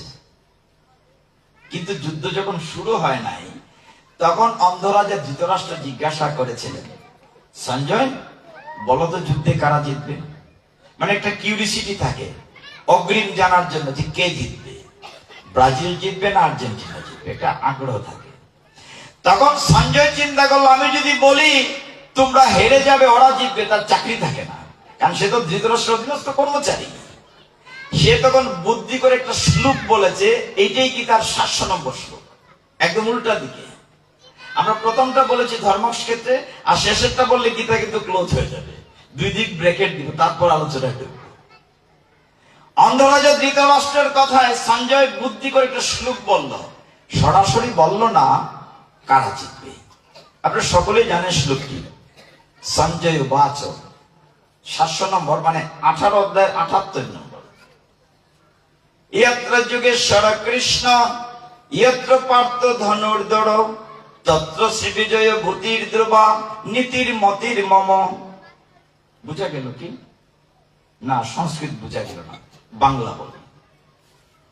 ব্যাপারটা হচ্ছে এটা তো দেবনাগরী ভাষা, আমরা বুঝলাম না, বাংলায় বলি। সঞ্জয় বলেছে, যে পক্ষে থাকেন কৃষ্ণ যুগেশ্বর, যে পক্ষে থাকেন পার্থ ধনুর্ধর, সেই পক্ষে শ্রী বিজয় লক্ষ্মীয় সম্পদ, সেই পক্ষে ধর্মনীতি ইহা মোর মত। তার মতটা কিন্তু জানাই দিছে। রাজা প্রশ্ন করেছে কারা জিতবে। এখন সে তো সরাসরি বলতে পারে না, বলছে যে পক্ষে থাকেন কৃষ্ণ যুগেশ্বর, সেই পক্ষেই শ্রী বিজয় লক্ষ্মী সম্পদ ধর্ম ইহা মোর মত। এখন তুমি বুঝে নাও কারা জিতবে। আমি শ্লোকের ব্যাখ্যাটা সব জায়গায় দেই, এতে কিছু আনন্দ পাওয়া যায়। ভগবান হচ্ছেন সচ্চিদ আনন্দের বিগ্রহ। এই শ্লোকটিতে এখানে অনেক জ্ঞানী গুণীজনেরা আছেন, এখানে অনেক শিক্ষক আছেন আমার শ্রদ্ধেয়, অনেককে আমি চিনি। তো এইখানে দেখেন একটা বিশেষণ যুক্ত করা হয়েছে এই শ্লোকটিতে, অ্যাডজেক্টিভ, যে পক্ষে থাকেন কৃষ্ণ যুগেশ্বর। আমি এই শব্দটা সব জায়গায় ব্যাখ্যা করি, এতে কৃষ্ণ সম্পর্কে আমাদেরকে ধারণা হয়। তিনি মনুষ্যরূপ ধারণ করলে কি হবে? পরাশর সংহিতায় যেটা বলা হয়েছে, কি বলা হয়েছে? যে অনাদিরাদি গোবিন্দ সর্বকারণ কারণ ঈশ্বর পরম কৃষ্ণ। কৃষ্ণকে বলছে ঈশ্বর, ঈশ্বর পরম কৃষ্ণ। এখানে বলা হচ্ছে যে পক্ষে থাকেন কৃষ্ণ যুগেশ্বর। যুগেশ্বর শব্দটার ব্যাখ্যা ক্লিয়ার করি। যুগেশ্বর শব্দের অর্থ হচ্ছে যিনি যুগের ঈশ্বর। যুগ মানে কৌশল, টেকনিক। কৃষ্ণের চেয়ে বড় কৌশল কি আর কেউ আছে? কোন বুদ্ধিমান কেউ আছে? তিনি যে যুগেশ্বর, এই কথাটি ব্যাখ্যা দেওয়ার জন্য এই শ্লোকটি যথেষ্ট। তখন ভগবান কোথাকার রাজা ছিলেন? দ্বারকার রাজা। এই দেখেন আপনারা রেসপন্ড করতেছেন, ভালো লাগছে। কেন রেসপন্ড করতেন জিজ্ঞাসা করি কেন? কারণ পাঠের আসলে কলির দুইটা মেয়ে ঢুকে, ভাগবত আমরা আলোচনা করবো সেটা। এই যে ঝিমানি আর ঘুমানি, ঘুম কিন্তু এসে যাবে।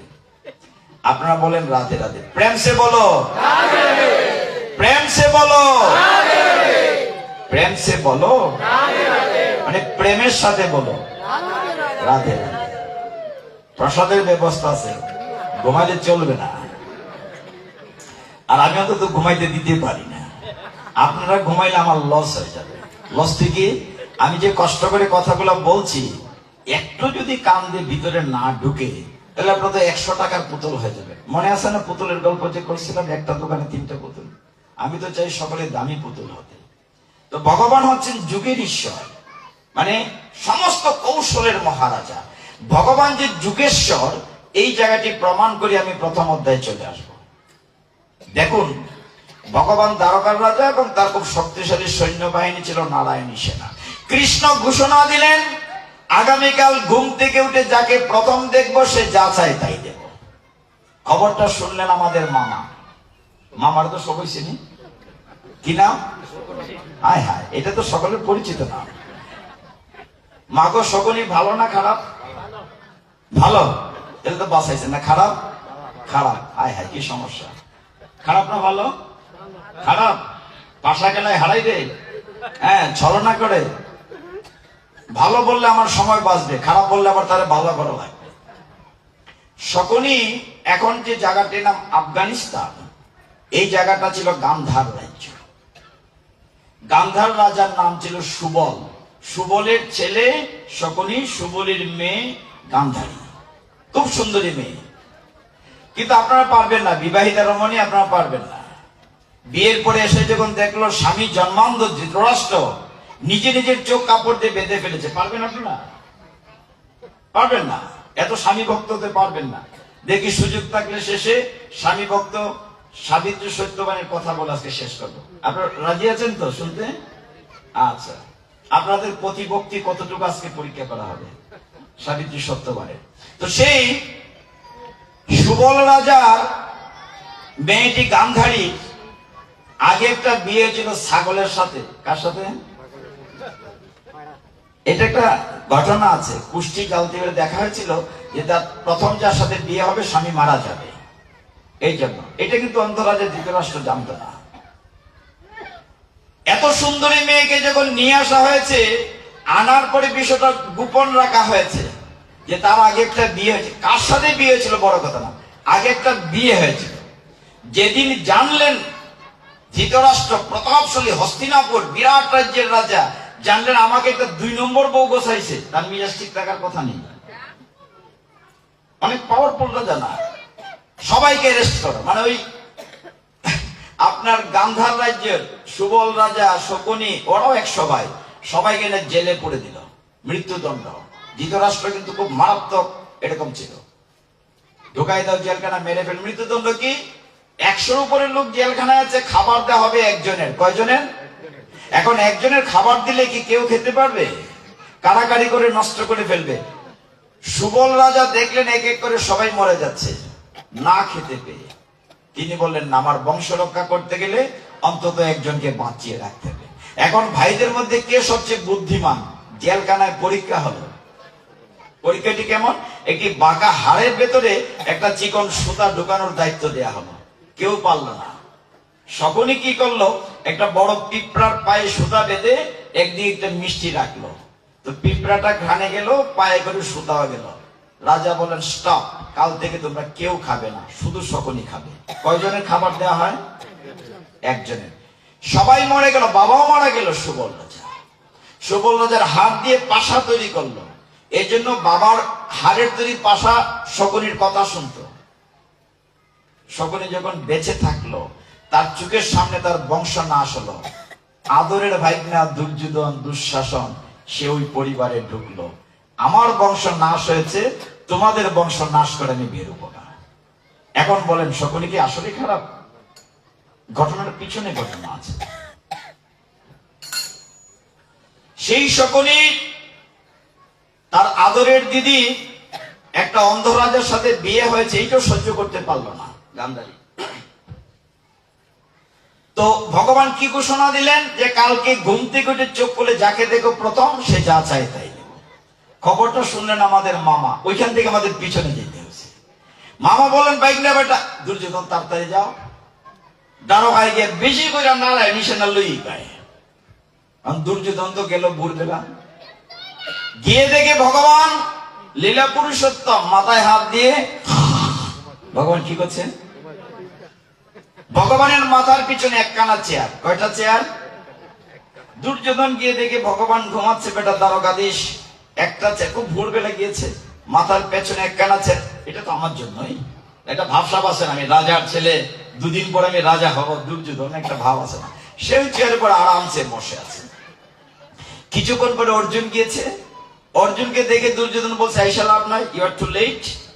একটা চেয়ার ছিল আমি দখল করে ফেলেছি। কিন্তু অর্জুন তো পরম ভক্ত, ভগবান শুয়ে আছেন, ভগবানের চরণ প্রান্তে জোর হাতে অর্জুন বসে আছে, কখন জনার্দনের ঘুম ভাঙবে বসে আছে।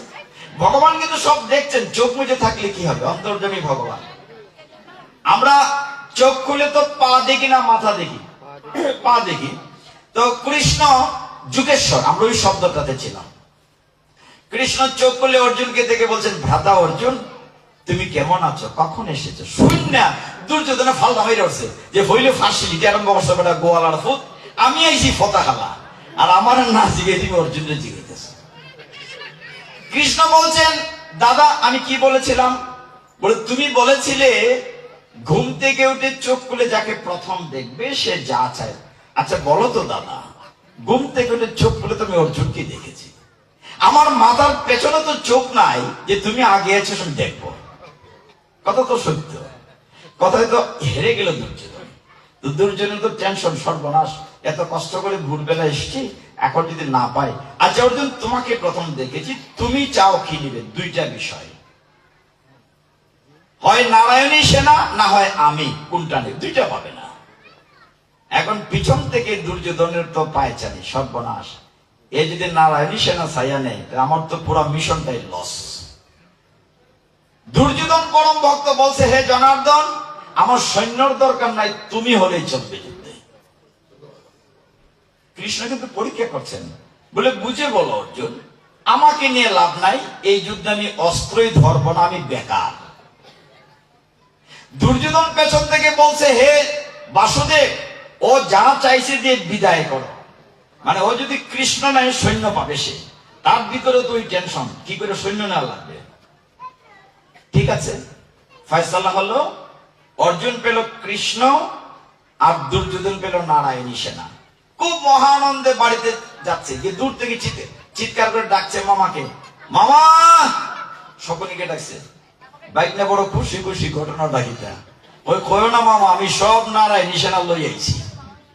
খুব খুশির সংবাদ না? তুমি যে নারায়ণী সেনা নিয়ে আসছো, অর্জুন কি পেল? অর্জুনের মতো ব্যাককল হই না, যে এ চান্স পাই কোনো খামো লাগাইতে পারছে না। বলে সে কি পেল? বলে ওই গোয়ালার বেটা বাসুদেব পাইছে। এটা শুনে সকলেই কিন্তু মাথায় হাত দিয়ে বসে পড়লেন। বলছে, মামা তুমি মাথায় হাত দিয়ে বসে পড়ে? বলে রে বাইক না আর কত যুদ্ধে জিততে পারতাম না। বলে কেন? তুমি না কত ছলনা জানো, তোমার পাশা খেলায় কত কিছু হয়। বাইক না, আমি কি ছলনা জানি? আমার চাইতে 1000 গুণ 1,00,000 গুণ ছলনা জানে ওই গোয়ালার বেটা বাসুদেব, এর কাছে আমি কিছুই না। সকলে কিন্তু জ্ঞানী, সে জানত। যা হোক, এমন শকুনি প্রতিশোধ নেওয়ার জন্য নিজে নিজের উড়াতে চাকু দিয়ে ফাঁক দিয়েছিল, মনে আছে আপনাদের? যাতে ওই ব্যথাটা বারবার মনে করিয়ে দেয় আমি কেন পরিবারে আছি। এইরকম চিজ হলো শকুনি। এত কূটনীতির বুদ্ধি মাথায় রাখতো, কিন্তু তার চেয়ে বলছে 1000 গুণ 1,00,000 গুণ ছলনা জানে অনাদির আদি।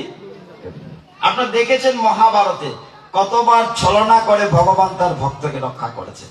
আমরা আসবো, যে ধর 2 দিন সময় আছে, ফাঁকে ফাঁকে আসবো। আমরা এখন কোথায় আছি? কাঠিয়ারাতে না, কিন্তু আমরা কুরুক্ষেত্রে যুদ্ধক্ষেত্রে আছি, ধর্মক্ষেত্রে আছে, পবিত্র স্থানে আছে, যেখানে আমাদের 7টি নদী আছে, 7টি কুণ্ড আছে, পবিত্র স্থানে আছে ধর্মক্ষেত্রে। ভগবান যুগেশ্বর প্রমাণ হলো।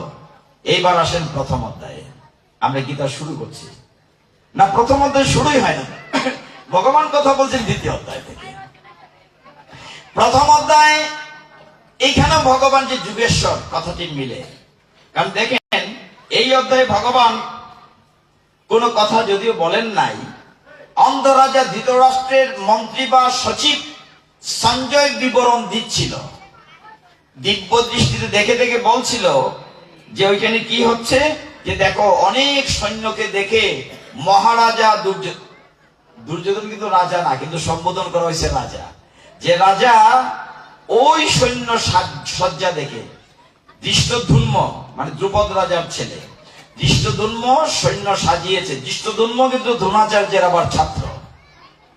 বলে এত কিছু বিষয় মনে রাখা যাবে না, আসলে মনে রাখা কঠিন। শর্টকাট একটা জিনিস বুঝেন, ওই দ্রৌপদীর বাবা যে দ্রুপদ আর অস্ত্র করে যিনি দ্রোণাচার্য, দুজন বন্ধু ছিলেন। ছিলেন মানে বন্ধু এখন নাই, ছিলেন। কোন একটা জায়গা জমিলিয়া দরবার করার পরে অন্যায়ভাবে আপনার দ্রোণাচার্য কিছু জায়গা নিছিলেন করে 2 বন্ধুর ভিতরে ক্লেশ হয়েছিল। তখন দ্রুপদ রাজা চাইছিলেন যে দ্রোণাচার্য মারা যাক, কিন্তু দ্রোণাচার্যের মারা তো সহজ না। তখন তিনি পুত্রেষ্টি যজ্ঞ করেছিলেন, এমন একটি সন্তান যজ্ঞ থেকে উঠুক যে সন্তান দ্রোণাচার্যকে মারবে। কথাটা বুঝাইতে পারছি না? মানে দ্রোণাচার্য পদার্থে তিনি যজ্ঞ করেন, যজ্ঞের মধ্যে দৃষ্টদ্যুম্ন যজ্ঞ থেকে জন্ম নিয়েছিল। যজ্ঞ থেকে যখন ছেলেটা বেরোয়, হঠাৎ একটা মেয়েও বেরিতেছে আগুনের ভিতর থেকে। তখন মুনি ঋষিকে বলছিলেন দ্রুপদ, এই যজ্ঞ বন্ধ করো, বন্ধ করো, আমি তো মেয়ে চাই নাই, আমি শুধু একটি পুত্র চেয়েছি, এমন পুত্র যে দ্রোণাচার্যকে মারবে। ওই মেয়েটিকে দ্রৌপদী। মুনি ঋষিরা বলছিলেন না না, যজ্ঞ থেকে অর্ধেক উঠে গেছে, মাঝখানে যজ্ঞ বন্ধ করা, যজ্ঞের আহুতি পুরাটা দিতে হবে। তখন দ্রৌপদী যজ্ঞ থেকে উঠেছিলেন বলে দ্রৌপদীর এক নাম যজ্ঞসেনী। দেখতে কালো বর্ণ বলে দ্রৌপদীর মূল নাম কৃষ্ণা। যজ্ঞ থেকে উঠেছেন বলে তার নাম যজ্ঞসেনী। দ্রুপদ রাজার মেয়ে বলে দ্রৌপদী। পাঞ্চাল দেশের রাজকন্যা বলে পাঞ্চালী। মানে আমাদের মহাভারত গীতার জানার কিন্তু শেষ নাই, কিন্তু জানার যেহেতু সুযোগ আপনারা তৈরি করেছেন, নতুন প্রজন্মের জন্য জানা দরকার আছে। সেই যুদ্ধক্ষেত্রে প্রথম অধ্যায়ে ভগবান কোনো কথা বলেন নাই। এই অধ্যায়ে খানা বেটা একটা শ্লোক কইছে ধৃতরাষ্ট্র, আপনারা জানেন। সঞ্জয় বলেছে 24 খানা শ্লোক, আর অর্জুনে বলেছে 11 খানা শ্লোক। প্রথম অধ্যায় শ্লোক মাত্র 46টা, একটা শ্লোকও ভগবান বলেন নাই। এইখানে দেখেন অদ্ভুত একটা বিষয় আছে। অর্জুনের ভিতরে কিছুটা অহম চলে এসছে। আমি হইলাম রাজার ছেলে, আর কৃষ্ণ হচ্ছে আমার গাড়ির ড্রাইভার। ভুলে তো অহংকার নেবেন না ভিতরে। অহংকার নিয়েছেন তো সব শেষ। শেষের দিন বলবো অহংকারের কারণে কত ক্ষতি হয়। সেইখানে কৃষ্ণকে অনেকটা আদেশের সুরে বলছে। অর্জুনে বলছে কি, প্রথম অধ্যায়ে 21 নম্বর শ্লোকে, সেনয়ার উপরের মধ্যে রথস্থাপয়স মে অচ্যুত। কৃষ্ণর আরেক নাম অচ্যুত। হে অচ্যুত, আমার রথখানা 2 সৈন্যবাহিনীর মাঝখানে নিয়ে রাখো। Arjun order to the Krishna, রথখানা রাখো, অনুরোধ করে নাই, রথখানা রাখো। ভগবান যেহেতু যুগেশ্বর, এখানে দেখেন একটি প্রমাণ আছে। তিনি যে সমস্ত কৌশলের মহারাজ। মনে করেন এই মাঠটিতে এইখানে ফাঁকা আছে, ওইখানে ফাঁকা আছে, ওইখানে আছে, বসা যায়। কিন্তু ভগবান মধ্য মাঠে 21 নম্বর শ্লোকে বলছে এমন জায়গায় নিয়ে রথখানা রাখলেন, অর্জুন চোখ খুলেই দেখে তার সামনে তার দাদা মশাই বিশ্বদেব। ভগবান কিন্তু অন্য জায়গায় রাখতে পারতেন, এমন একটা জায়গায় রথখানি রাখলেন, চোখ খুলে অর্জুন দেখে তার সামনে দাদা মশাই বিশ্বদেব, দেখে তার অস্ত্রগুরু দ্রোণাচার্য, কুলগুরু কৃপাচার্য, তার সম্বন্ধী শ্বশুর সর্বনাশ, আপনজনদের সামনে দেখে আপনি দেখেন 28 নম্বর শ্লোকে অর্জুন কি বলছে। বলছে দৃষ্টা ইমম সজনম কৃষ্ণ যুজুৎসম সম উপস্থিতম ছিদন্তি মাম গাত্রাণি মুকম চ পরিশুষ্যতি। অর্জুন বলছে যে আমার আত্মীয় স্বজন দেখে আমার গা জ্বালা করছে, মুখ শুকিয়ে গেছে। হে জনার্দন, তুমি কৃপা করে ফিরে চলো, আমি যুদ্ধ করব না। দেখেন গীতা কিন্তু তখনও আসে নাই, উপদেশ আরেকটু পরে। সে বলছেন আমি যুদ্ধ করব না। কেন? যে আত্মীয় স্বজন হত্যা করে রাজ্য সুখ নিয়ে কি হবে? আমার আপনজন যদি মরে যায়, কাকে নেমে রাজ্য চালাবো? আমি প্রয়োজনে ভিক্ষাবৃত্তি করে জীবিকা নির্বাহ করব। এই দৃশ্যটি দেখে বিবরণটি মূলত অর্জুন যখন রথের উপর বসে পড়েছে, হাত পা কাঁপছে, পিঠ থেকে গান্ডি ফেলে দিয়েছে, এই দৃশ্যটা বিবরণ দিচ্ছে সঞ্জয় কানা বেটা ধৃতরাষ্ট্রকে। মূলত ওই বিবরণগুলা ধৃতরাষ্ট্রকে দিচ্ছে সঞ্জয়, যে ওইদিকে দৃষ্টদ্যুম্ন সজ্জা দেখেছে, দুর্যোধন দেখে কি আবার কৌরব পক্ষের বিশ্বদেবকে বলছে, দ্রোণাচার্যকে বিশেষ করে বলছে, এই দ্রোণাচার্য, তোমার ছাত্র কিন্তু দৃষ্টধূর্ম, তুমি তার প্রতি দুর্বল থেকো না, তুমি ঠিকঠাক মতো যুদ্ধ করো। তোমার ছাত্র বলে তার প্রতি একটু স্নেহ বেশি দেখায় না, অত তোমারই শিষ্য। দেখো ওরা খুব বেশি না, ভীমের রক্ষণাপক্ষে নিকেন মাত্র 7 অক্ষয়িনী, আমাদের বিশাল বাহিনী 11 অক্ষয়িনী। এই যে কৌরব শ্রেষ্ঠ, এই পিতামহ বিশ্বদেব, তুমিও সাবধান, তুমি আমার সেনাপতি, খুব ভালো করে যুদ্ধ করো। দুর্যোধন সব বিবরণ দিচ্ছে। এক পর্যায়ে যখন এই কথাগুলো বলছিলেন, তখন কিন্তু অর্জুন বসে পড়েছে রথের উপরে। হে ভক্তগণ, রথের উপরে যখন বসে পড়েছে অর্জুন, সে কি বলেছে? আমি যুদ্ধ করব না। অদ্ভুত ব্যাপার। সেই অবস্থা দেখে দুর্যোধনের মনে অনুপ্রেরণা দেওয়ার জন্য প্রথম শঙ্খ বাজিয়েছেন বিশ্বদেব, কৃষ্ণ না। প্রথম শঙ্খ কে বাজিয়েছে? বিশ্বদেব। বিশ্বদেব যেহেতু কৌরব পক্ষের সেনাপতি, তিনি প্রচন্ড জোরে সিংহনাদ, সমস্ত কুরুক্ষেত্র কাঁপতে শুরু করেছে। তিনি শঙ্খ বাজিয়েছেন যাতে করে দুর্যোধন মনে প্রেরণা পায়, না আমরা আসি, ডরাইও না। বিশ্বদেব শঙ্খ বাজানোর পরে আমরা দেখতে পাই প্রথম অধ্যায়ের 14-15 নম্বর শ্লোকে গিয়ে আমরা দেখতে পাই কৃষ্ণ শঙ্খ বাজে। কৃষ্ণের শঙ্খে আপনারা সকলেই জানেন, গানও করেন, আবার বাজাও তোমার পাঞ্চজন্য। অর্জুন বাজিয়েছেন হয়তো দেবদত্ত শঙ্খ, ভীম বাজিয়েছেন পন্দ্র নামক শঙ্খ। এরপর আমরা দেখতে পাই প্রথম অধ্যায় 16 থেকে 18 নম্বর শ্লোকে যুধিষ্ঠির বাজিয়েছেন অনন্ত বিজয় নামক শঙ্খ, নকুল বাজিয়েছেন সুঘোষ নামক শঙ্খ, এবং সহদেব বাজিয়েছেন মণিপুষ্পক। একটা আলাদা আলাদা নাম আছে। যখন সকলে একসাথে শঙ্খ বাজাতে শুরু করলেন, যখন শঙ্খধ্বনিতে পুরো কুরুক্ষেত্র কাঁপতে লাগলো, সারা পৃথিবী প্রকম্পিত হতে লাগলো, সারা পৃথিবী প্রকম্পিত হতে লাগলো শঙ্খধ্বনিতে। দেবতার আকাশ থেকে পুষ্প বৃষ্টি করলেন। এই অবস্থায় অর্জুন কিন্তু রথের উপর বসে আছে। আমি যুদ্ধ করবো না জনার্দন, ফিরে চলো। ভগবান কথা বলতে শুরু করেছেন দ্বিতীয় অধ্যায় সাংখ্যযোগ থেকে। দেখেন আমরা কিন্তু ধারাবাহিক যাচ্ছি, বুঝতে কি কষ্ট হচ্ছে? একদম সহজ নাকি না? দ্বিতীয় অধ্যায় শুরু হবে সাংখ্যযোগ, অত্যন্ত গুরুত্বপূর্ণ। আমরা মঙ্গলাচরণে পড়েছিলাম, মনে আছে? সর্ব উপনিষদ গাব দুগ্ধ গোপাল নন্দন পার্থ বৎস সুধীর ভুক্ত দুগ্ধ অঙ্কিত অমৃতম মহৎ। এটার মানে কি? বলা হয়েছে যে সমস্ত পুরাণ থেকে উপনিষদ, আর সব উপনিষদ থেকে এসছে গীতা। তাহলে উপনিষদ থেকে যে গীতা এসেছে তার একটি ভাগবতী উদাহরণ দিই। আপনারা বলছেন গীতা এবং ভাগবত, খালি কঠিন কঠিন শ্লোক বললে মাথা নষ্ট হয়ে যাবে। আপনারা শুনেছেন তবু বলি, আমাদের উপনিষদ কয়টা? বেশি না, মাত্র 108টা উপনিষদ। কট উপনিষদ, কেন উপনিষদ, তৈত্তর উপনিষদ।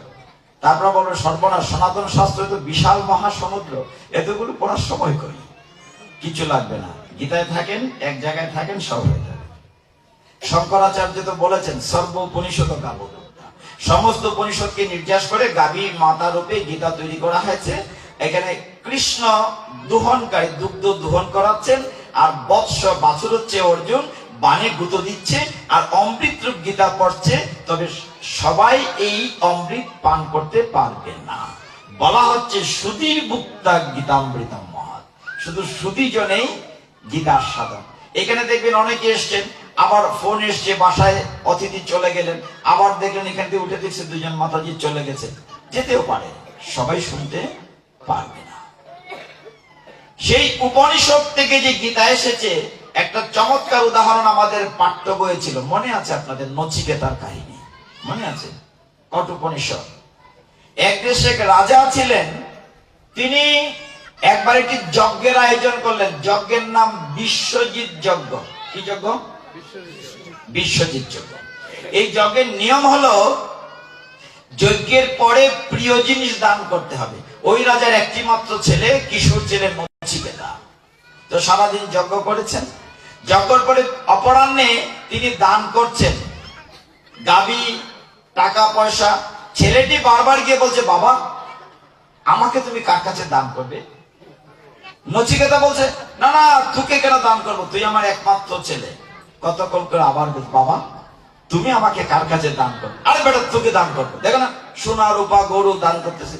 বাবা আমি জানি বিশ্বজিৎ যজ্ঞের পূর্ণ ফল পেতে গেলে সবচেয়ে প্রিয় জিনিস দান করতে হয়। আমি তোমার সন্তান, প্রিয় জিনিস, এইটা দান করলে না করলে তোমার পূর্ণ ফল হবে না। দেখেন কিরকম ঘটনাটি। তখন নচিকেতা আবার গেছে, গিয়ে বলছে, বাবা তুমি আমাকে কার কাছে দান করবে? না না, আমি তোকে দান করবো না। সন্ধ্যা কাছাকাছি, বারবার যাতে বিরক্ত হয়ে বাবা বলে, যা তোকে আমি জমের কাছে দান করলাম। নচিকেতা তো ভেবেছে বাবা দান করেছে। সন্ধ্যার সময় ব্যাগেন ব্যাগেজ রেডি করে সে রওনা হয়েছে, বাবার কাছে গিয়ে প্রণাম করছে, বাবা বিদায় দাও। মা বিদায় দেয়। কোথায় যাবি? বলে, কেন? আমাকে তোমরা জমের কাছে দান করেছো, আমি জমাল হয়ে যাব। মা কাঁদছেন, বাবা কাঁদছেন। এই রাজ্যের প্রজারা ওই রাজার ছেলেকে খুব ভালোবাসতেন, সবাই কাঁদছেন। বলে না না, ভগবান রামচন্দ্র পিতৃ সত্য পালনের জন্য 14 বছর বনে গিয়েছেন। আমার সন্তান হিসেবে কর্তব্য পিতাকে পূর্ণ ফল পাইয়ে দেওয়া। আমিও জমের বাড়িতে চলে যাব।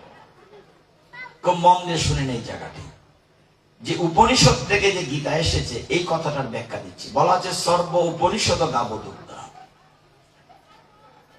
নচিকেতা রওনা হয়েছে, কোনো না কোনো ভাবে সে সংযমনীপুরীতে পৌঁছে গেছে। ও জমালয়ের শুদ্ধ নাম হচ্ছে সংযমনীপুরী, আমরা বলি জমালয়, জমের বাড়িকে বলে জমালয়। সংযমনীপুরীতে গিয়েছে। আনফরচুনেটলি গিয়ে দেখে যমরাজা বাড়িতে নাই। তিনি কোথাও গেছেন, হয়তো সাবিত্রী সত্যবানের বাড়িতে গেছেন, কোথাও গেছেন। একদিন, 2 দিন, 3 দিন ওই ছেলেটি গেটে বসে আছে। 3 দিন পরে যমরাজ ঘুরে এসে দেখেন গেটের মধ্যে লাইট, মানে একটি আলো। তুমি কে? সে চকমকি। ও রাজা এসছেন, যমরাজ। হে ধর্মরাজ, আমার পিতা আমাকে আপনার কাছে দান করেছেন, আমাকে সেবক হিসাবে চাকরি দেন। তুমি এখানে কি করে? এখানে তো মানুষ মৃত্যুর পরে আসে, তুমি জীবিত